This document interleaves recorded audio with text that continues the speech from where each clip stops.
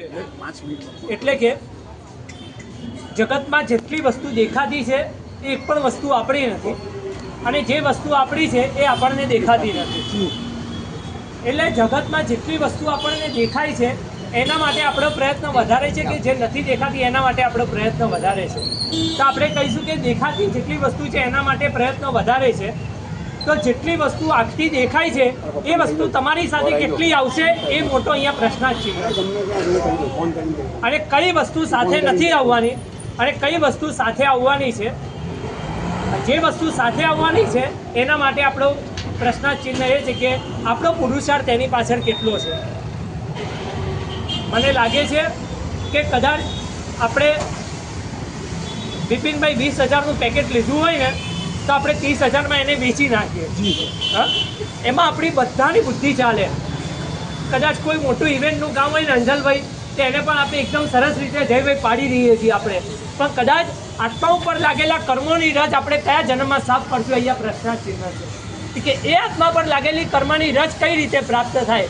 તે સરસ મજાનું આજે ગુરુદેવે એક સરસ મજાનું માધ્યમ કીધેલું કે અરિયંતોમાં વચ્ચે માધ્યમ શું છે ખબર? સદગુરુ છે.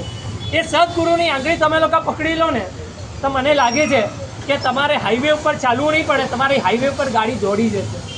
એવા સદગુરુ ભગવંતની આંગળી મેં પકડી નથી, ગુરુદેવે મારી આંગળી પકડી છે.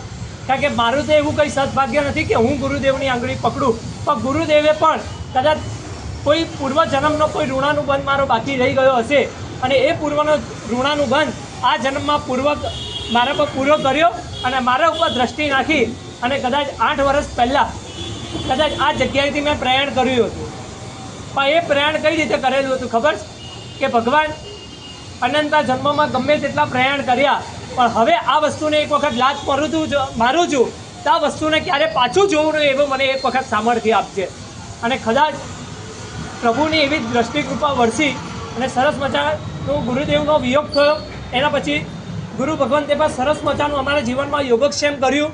પૂજ્ય મુનિરાજ શ્રી નિપુણરત્ન વિજયજી મહારાજે સરસ મજાનું અમને પાટણમાં પણ અભ્યાસ કરાવ્યો અને એ અભ્યાસના કારણે એક સરસ મજાની વાત કહું ને, મને ગઈકાલે છે ને પ્રકાશભાઈ ગુણાનુવાદનું મને પ્રસંગ મળ્યો નહીં.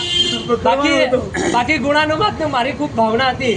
પણ એક વસ્તુ કહી દઉં ને કે સાહેબના જીવનની એક સરળતા શું ખબર કે જે વાંચના દ્વારા અમને જે હિત શિક્ષાઓ આપી છે ને એ કદાચ મને લાગે છે ત્યાં સુધી 10 ને 15 જન્મ સુધી પણ હું ભૂલી નહીં શકું. જય ગુરુદેવ. કારણ કે સદગુરુ ભગવાનને પણ માણવા છે ને તમે લોકો બોલાવો છો આટલું, પણ ખરેખર આટલા શબ્દમાં પણ તમારે પામવાનું છે ઘણું અને આપણે ઘણા શબ્દમાં પણ પામીએ છીએ આટલું.